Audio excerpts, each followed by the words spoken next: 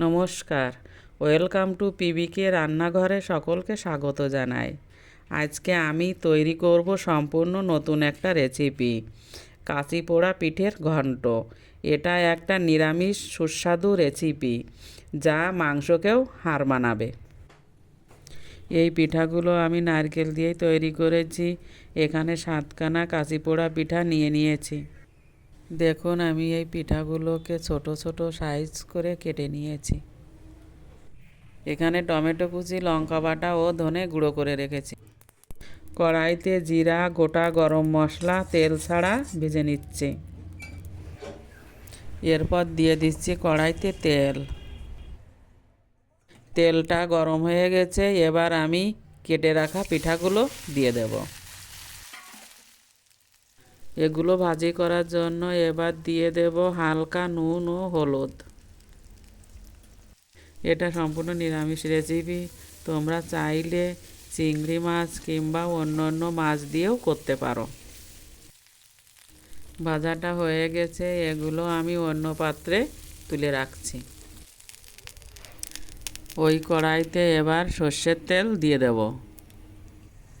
তেলটা গরম হয়ে গেছে, এবার দিয়ে দেব একটা শুকনো লঙ্কা আর গোটা জিরে, আর দেব লঙ্কা বাটা ও টমেটো কুচিগুলো। হালকা একটু জল দিয়ে এবার নাড়াচাড়া করে নেব। এবার দিয়ে দেব অল্প নুন ও হলুদ, কারণ পিঠা তৈরির সময় নুন দিয়েছি এবং পিঠা ভাজার সময়ও নুন ও হলুদ দিয়েছি, তাই এখানে নুন ও হলুদটা কম দিচ্ছি। আর দিয়ে দেব কালার হওয়ার জন্য সানরাইজের কাশ্মীরি লঙ্কার গুঁড়ো।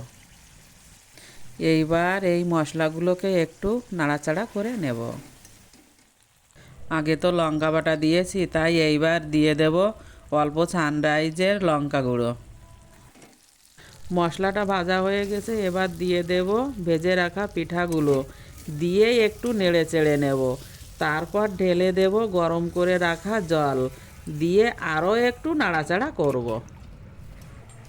একটা প্লেটে অল্প চালের গুঁড়ো পেস্ট করে রেখেছি পিঠায় ঘন্ট দেওয়ার জন্য।